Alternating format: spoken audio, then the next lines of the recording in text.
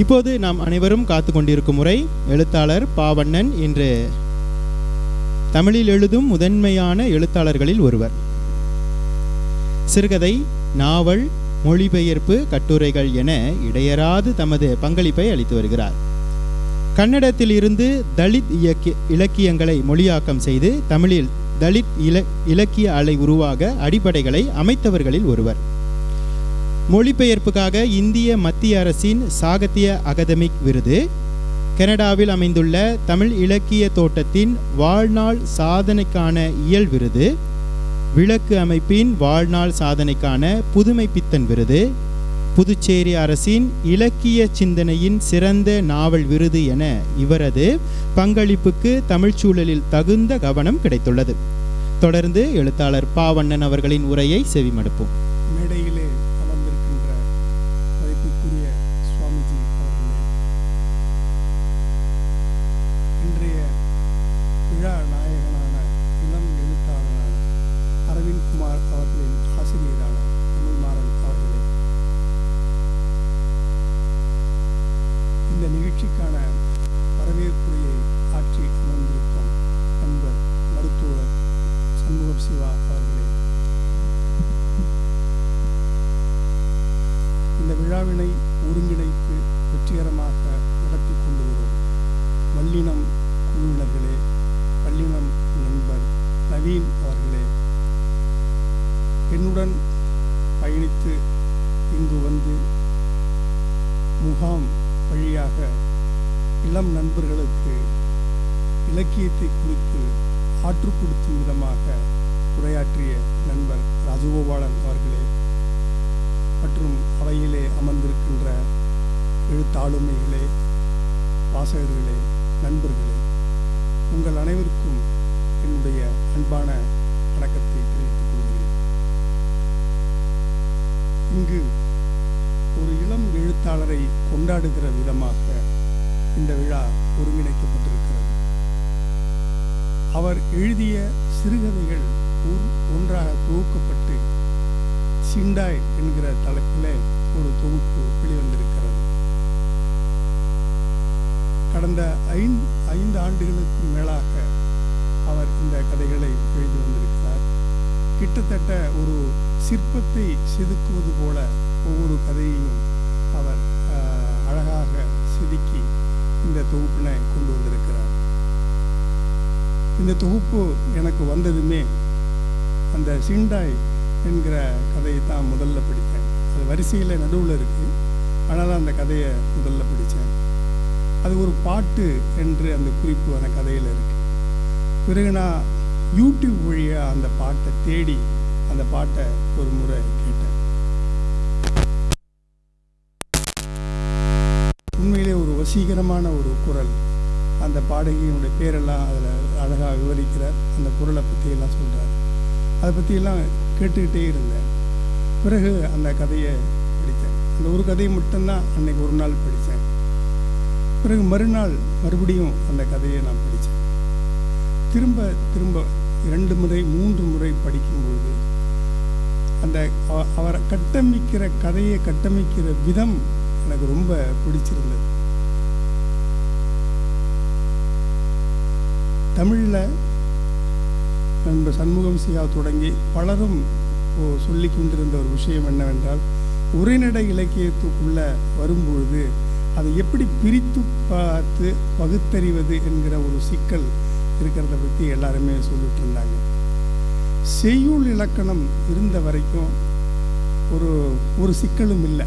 அதில் அந்த வடிவ அமைப்பு சார்ந்த ஒரு இலக்கண குறிப்பு இருக்குது. அந்த இலக்கணத்துக்குள்ளே அந்த பாட்டை எழுதி ஒரு தகுதியான ஒரு பாடலில் எழுதிட முடியும். ஆனால் ஒரு நவீன இலக்கியம் உருவாகும் பொழுதோ இல்லை உரைநடை இலக்கியம் வரும்பொழுதோ என்ன என்றால், அதுக்கு இலக்கண வரையறை இல்லை. ஆனால் அந்த இலக்கண வரையறை இல்லாத சுதந்திரம்தான் அதுக்கு அதிகபட்ச நாம் அனைவருமே வீட்டுக்கு பின்னால் ஒரு குப்பை கொட்டி இருக்கக்கூடிய ஒரு இடத்த நம்ம பார்த்துருப்போம். அந்த குப்பை மேட்டில் கோழிகள் ஏறி சண்டை போடுறத நம்ம பார்த்துருப்போம். இந்த ஒரு காட்சியை மட்டும் நினச்சி பாருங்க. ஒரு குப்பை மேடு குப்பமேட்டுக்குள்ளே ஒரு 2 கோழிங்க சண்டை போடுது. அந்த கோழி குப்பமேட்டு மேலே ஏறி கோழியை சண்டை போடுன்னு சொல்கிறது யார்? இல்லை அந்த குப்பமேட்டு மேலே சண்டை போடுற கோழியை யாராவது போதும் சண்டை நிறுத்துங்க அப்படின்னு யாராவது நிறுத்துவாங்களா? நிறுத்த முடியுமா? கோழி, அதாவது உலகத்தில் எல்லா சண்டையும் நிறுத்தலாம், ஆனால் கோழிகள் சண்டையை மட்டும் நிறுத்தவே முடியாது. யார் அதை செஞ்சாங்க? அந்த மாதிரி ஒரு குப்பமேட்டு மேலே ஏறி கோழிகள் சண்டை போடுற மாதிரி என் மனசுக்குள்ளே ஒரு சண்டை நடக்குதுன்னு ஒரு பொண்ணு சொல்கிறா. ஒரு காதலில் விழுந்து விட்ட ஒரு பெண், நீ ஏமா காதலில் விழுந்த அப்படின்னா, அது எனக்கு தெரியல, என்னை ஏவி விட்டது யாருன்னு தெரியல, விலக்கி விட போகிறவங்க யாருன்னு தெரியல, ரெண்டுமே தெரியாமல் சண்டை போடுற குப்பமேட்டு கோழி மாதிரி என் மனசு எப்படியோ அவங்ககிட்ட போயிடுச்சு, அதை எடுக்கவும் முடியல, அதை தடுக்கவும் முடியல அப்படின்னு ஒரு பொண்ணு சொல்கிறா. காதலில் விழுந்து விட்ட ஒரு பெண். இதை எழுதின கவிஞருடைய பேரே தெரியல, அதனால் அந்த ஊமையை வச்சே அவருக்கு பேர் வந்துடுது, குப்பை கோழியார் அப்படின்னே அவருக்கு பேர் வச்சுட்டாங்க. அந்த அளவுக்கு, அதாவது இதை உதற முடியல, இந்த கவிதையை உதற முடியாமல் அந்த கவிதையை அந்த தொகைப்பாடல்களில் சேர்த்துக்கிறாங்க. பேரே தெரியாத ஆளுக்கு ஒரு பேரை கொடுக்குறாங்க. அந்த குப்பை கோழின்னு அவர் கையாண்ட அந்த ஓமையே அவருடைய பேராக மாறிவிட்டது. நினச்சி பாருங்கள், இன்றைக்குமே அந்த கோழி சண்டையை யாராவது நிறுத்த முடியுமா?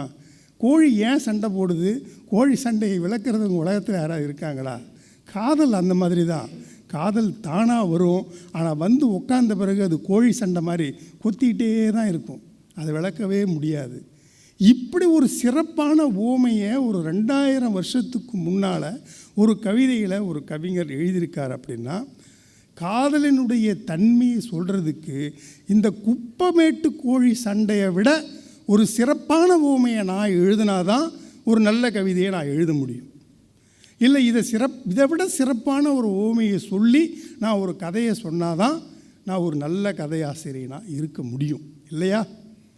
அப்போ எனக்கான சுதந்திரம் எந்த அளவுக்கு இருக்கோ அதே அளவுக்கு எனக்கு கட்டுப்பாடும் இருக்குது, சுமையும் இருக்குது. இதுதான் நவீன படைப்பாளிக்கு இன்றைக்கி இருக்கக்கூடிய மிகப்பெரிய சவால்.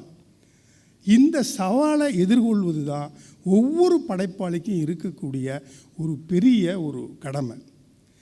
சரி, இந்த சிக்கலை ஒரு படைப்பாளி எப்படி தீர்க்க முடியும் அப்படின்னா, நீங்கள் நமக்கு சிற்பம் இருக்குது, சிற்பத்துக்கு அடுத்து புகைப்படம் ஓவியம் இருக்குது, ஓவியத்துக்கு அடுத்து புகைப்படம் வந்துடுச்சு.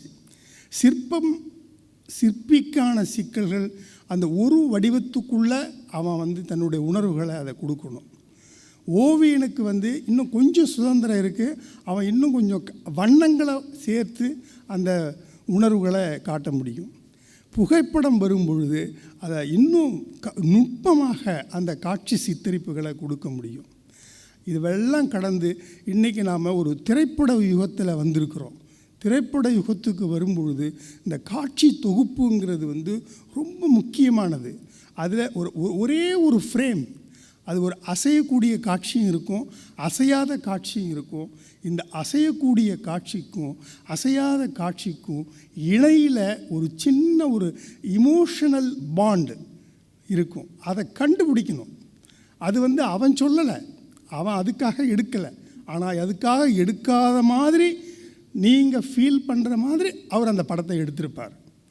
அந்த மாதிரி இடங்களை எடுக்கிறது தான், காட்சியை எழுதுறது தான் இன்றைக்கி இருக்கக்கூடிய ஒரு பெரிய சவால். இப்போ நான் இந்த சிண்டாய் கதைக்கு வரேன். இந்த சிண்டாய் கதையில் அதை நான் கதையாகவே நான் பார்க்கல, அந்த துண்டு துண்டாக காட்சியை தான் உடைச்சி நான் உங்களுக்கு காட்ட போகிறேன். அவர் ஆரம்பிக்கும் போதே அந்த படத்துக்கு அந்த கதையை ஆரம்பிக்கும் போதே ஒரு தெரு விளக்கை பற்றி சொல்கிறார்.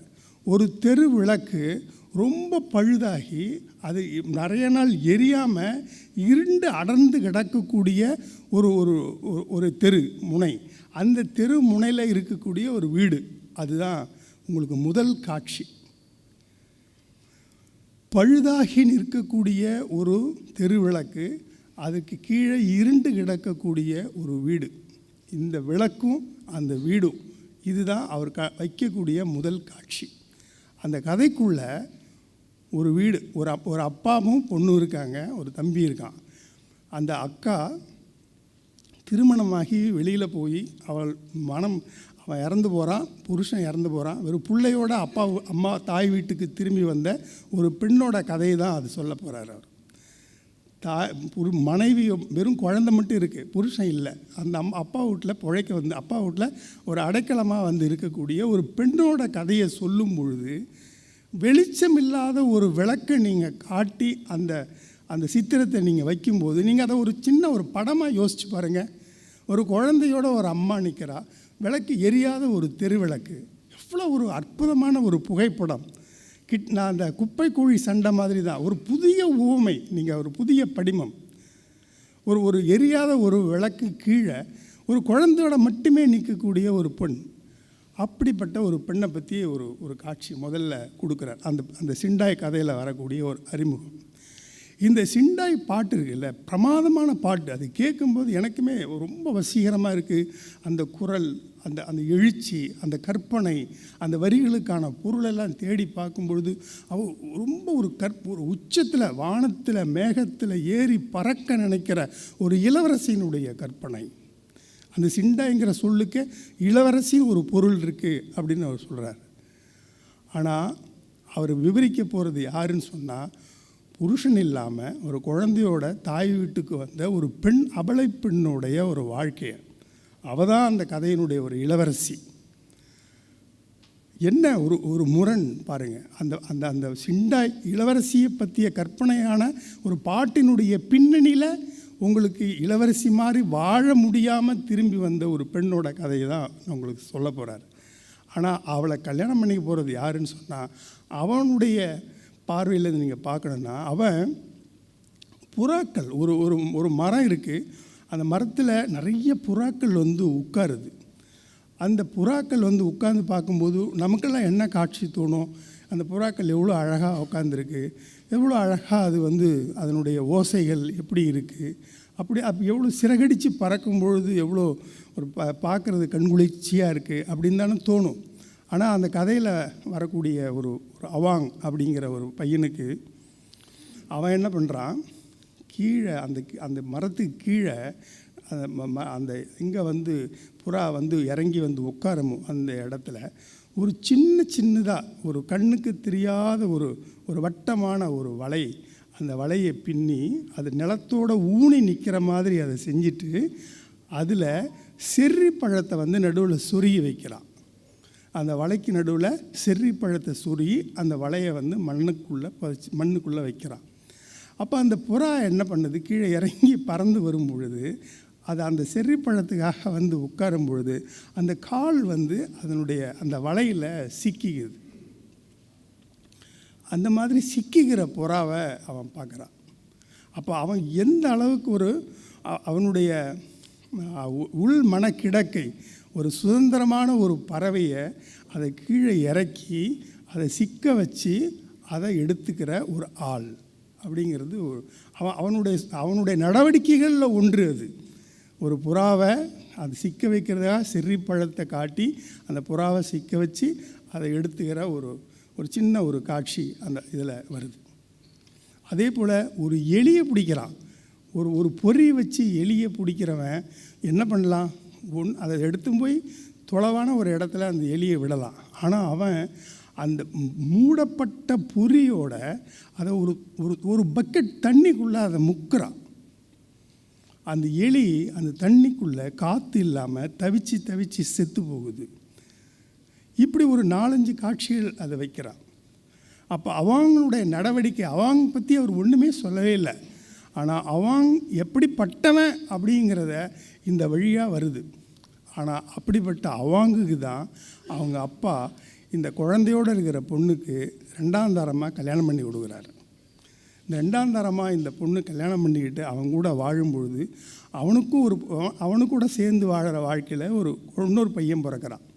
அந்த குழந்தையோடு பிறந்திருக்கும் பொழுது அவனுக்கு ஏதோ ஒரு சின்ன விபத்து. அந்த விபத்தில் அவனுக்கு கால் அடிபட்டு போகுது.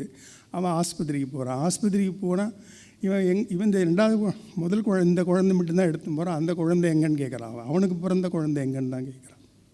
அந்த குழந்தையை கேட்கல. அந்த குழந்தை கூட அவன் பழகும்போது கூட கிட்ட வந்துடுச்சு அப்படின்னு சொன்னால் சிகரெட்டால் சுடுறான்.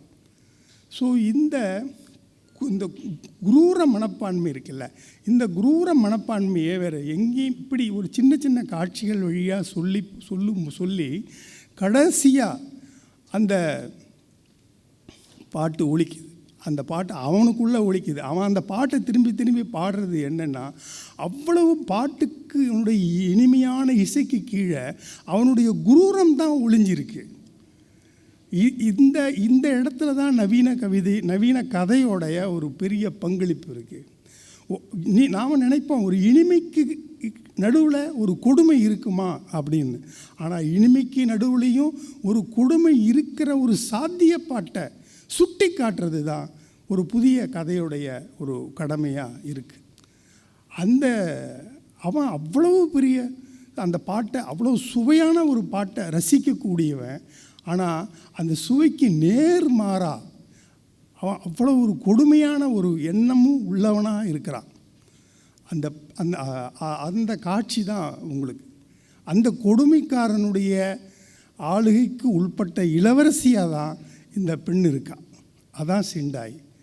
அவள் மேலே பறந்து போகிற, வானத்திலையும் மேகத்தையும் கடந்து போகிற ஒரு பறவையாக அவள் இல்லை. அவனுடைய வலையில் சிக்கின ஒரு செர்ரி பழத்துக்கு ஆசைப்பட்டு உள்ளே சிக்கின ஒரு புறா மாதிரி தான் அந்த இளவரசி இருக்கிறாள். இப்படி அந்த தனிப்பட்ட ஒரு வாழ்க்கையை மட்டும் சொல்லலை, அல்ல தனிப்பட்ட வாழ்க்கையோட சித்திரமாக மட்டும் காட்டலை. அதுக்கு சமமாக அவர் வேறு வேறு சித்திரங்களை அடுக்கி கொண்டே போகிறார். இந்த அடுக்கி கொண்டே போகுதல், இந்த தொகுப்பாக்குதல் இருக்குல்ல, இது மிகப்பெரிய ஒரு சிறப்பான ஒரு தன்மை. இந்த தன்மை தான் இன்றைய நவீன சிறுகதை ஆசிரியர்கள் கையாளக்கூடிய முறை. தமிழில் மட்டும் இல்லை, உலகெங்கும் இன்றைக்கி இருக்கக்கூடிய நவீன சிறுகதை ஆசிரியர்கள் மிகப்பெரிய சவால்களுக்கு இடையில் செய்து காட்டியிருக்கக்கூடிய ஒரு தன்மை. அதிர்ஷ்டவசமாக இதே ஆண்டினுடைய ஜனவரி மாதம் தொடங்கும்போது நான் மறுபூமி என்கிற ஒரு சிறுகதை தொகுதியை தமிழ்நாட்டில் ஜனவரி முதல் வாரத்தில் வெளியிட்டேன்.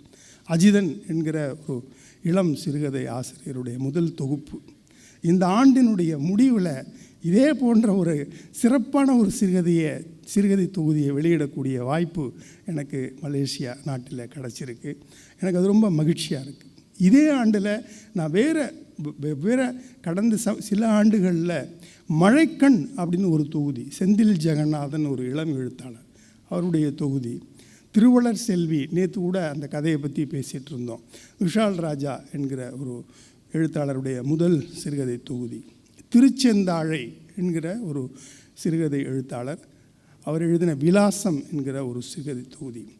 இந்த செந்தில் ஜெகநாதன், விஷால் ராஜா, திருச்செந்தாழை, அஜிதன் என்கிற தமிழ்நாட்டு இளம் எழுத்தாளர்களுடைய முதல் சிறுகதை தொகுதிக்கு இணையானதாக என்னால் மலேசியா இளம் எழுத்தாளரான அரவிந்த் குமாரனுடைய சிண்டாய் தொகுதியை நான் வைக்க முடியும்.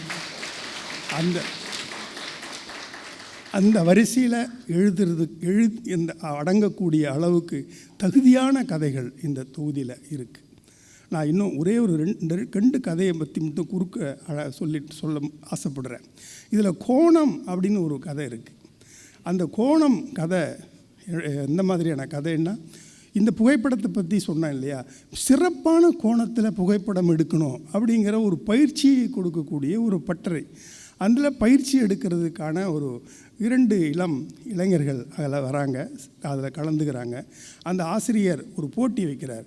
நீங்கள் வெளியில் போங்க, சுற்றி பாருங்கள், சிறப்பான கோணத்தில் ஒரு காட்சியை படம் எடுத்துக்கிட்டு வாங்க அப்படிங்கிறார். ஒரு படத்தை சிறப்பான கோணத்தில் எடுக்கிறது அப்படிங்கிறது தான் அந்த பாடம். அந்த எண்ணத்தோடையே அந்த 2 இளைஞர்களும் அந்த நகரத்தை சுற்றி வராங்க, பல இடங்களுக்கு போகிறாங்க, பல காட்சிகளை பார்க்குறாங்க. இது சரியாக இருக்குமா, இது சரியாக இருக்குமான்னு அவங்க கோணம் வச்சு பார்த்து எடுத்து போயிட்டே இருக்காங்க, படம் எடுக்கிறாங்க. ஆனால் அந்த படம் எதுவும் திருப்தியாக இல்லை. அப்புறம் பசி வேளை வந்து போகுது, ஒரு ஹோட்டலுக்கு போகிறாங்க. அந்த ஹோட்டலில் சாப்பிட போகிறதுக்கு முன்னால் இவங்களுக்கு முன்னால் ஒரு பெரியவர், கொஞ்சம் நடு வயசை கடந்த ஒரு பெரியவர், அவருடைய பார்வையில் பெரியவர், ஆனால் ஒரு நடு வயசை கடந்தவர், அவர் அங்கே உட்காந்து சாப்பிட்டுட்ருக்கார். அவர் தானாக இவங்கள்ட்ட பேசுகிறார். ஒன்றும் இவங்க யாரும் அவர்கிட்ட போய் அறிமுகப்படுத்தலை, ஆனால் அவராக வந்து அறிமுகப்படுத்திக்கிட்டு இவங்க ஃபோட்டோவை பற்றி பேசும்போது இவங்க ஏதோ கலைஞர்கள் அப்படிங்கிறதுனால, அவரும் கலையோட சம்பந்தப்பட்டவருங்கிறதுனால அவர் வந்து பேசுகிறார். அவர் பேசும்போது தன்னை பற்றி தானே சொல்லிக்கிறார். பல இடங்களில் அவரும் நடிக்கிறதுக்கு முயற்சி பண்ணுறாரு, கதை எழுதுறதுக்கு முயற்சி பண்ணுறார், கதை சொல்கிறதுக்கு முயற்சி பண்ணுறார். ஆனால் எல்லாரோடையும் ஒரு நல்ல தொடர்பு இருக்குது. ஆனால் ஒரு சரியான ஒரு சிறப்பான ஒரு இடம் அவருக்கு வரலை, ஒரு வாய்ப்பு சரியாக அமையலை. ஆனால் வரும் அப்படிங்கிற நம்பிக்கையில் அதை விட்டு விடாமல் அவர் வாழறதுக்கு முயற்சி பண்ணுறாரு. அதை அப்போ அவரை பற்றி தன்னை பற்றி சொல்லிக்கிட்டே இருக்கார். இவங்கள பேச விடலை, அவரே பேசிக்கிட்டே இருக்கார்.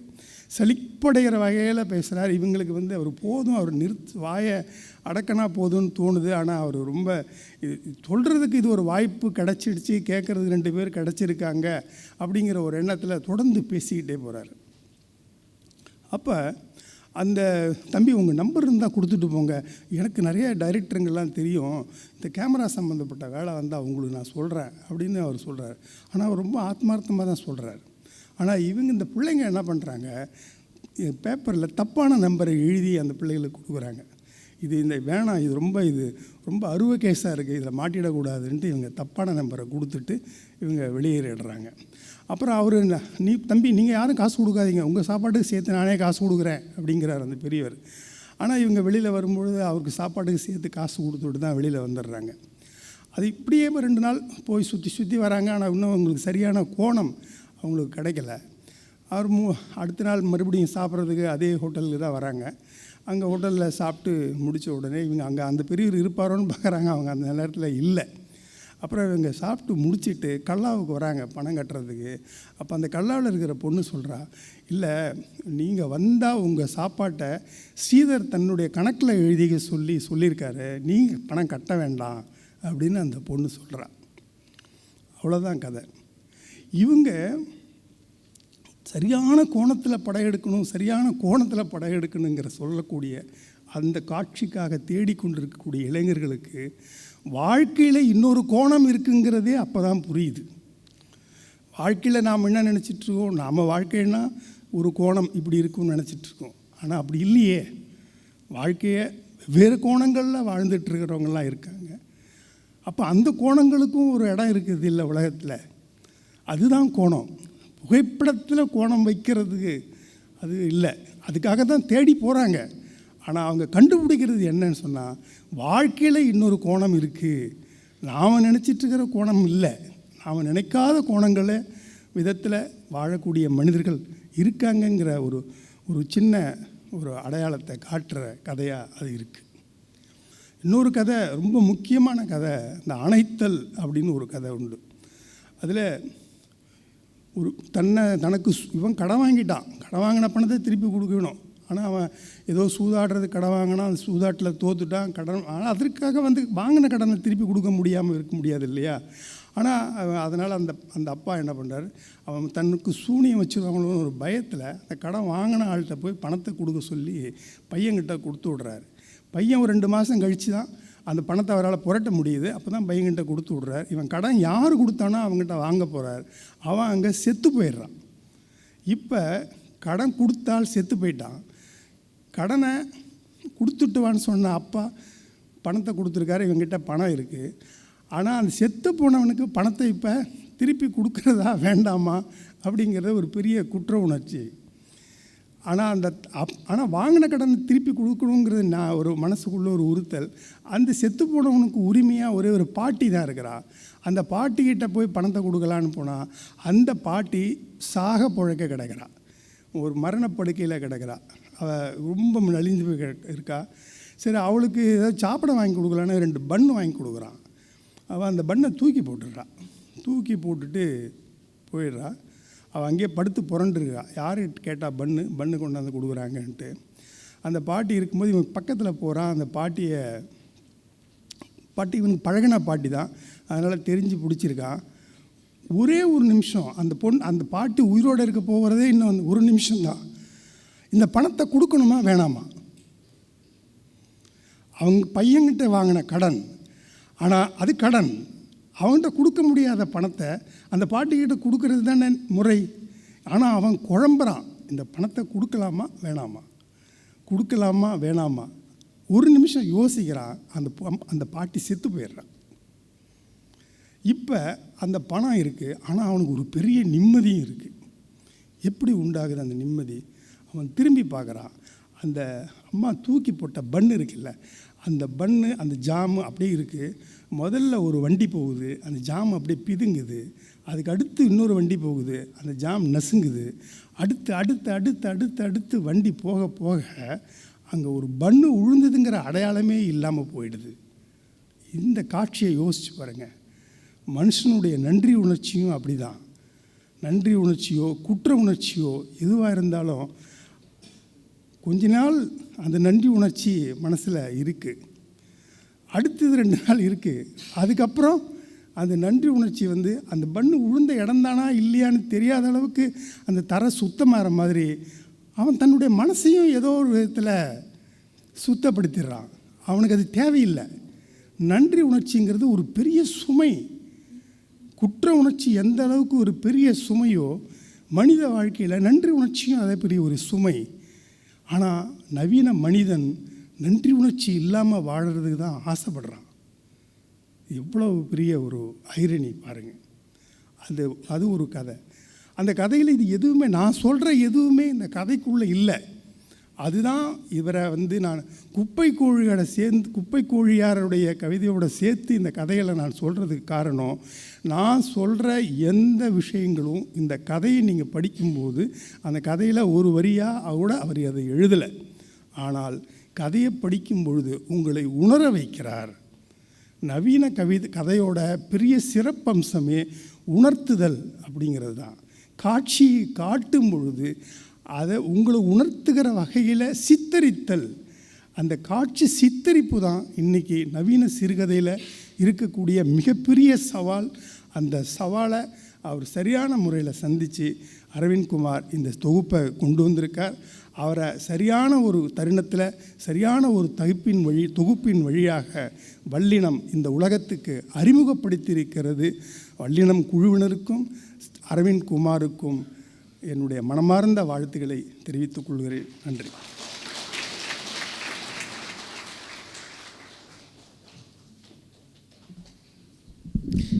எழுத்தாளர் பாவண்ணன் அவர்களுக்கு நன்றி. தொடர்ந்து அவருக்கு நினைவு பரிசு வழங்கும் அங்கம்.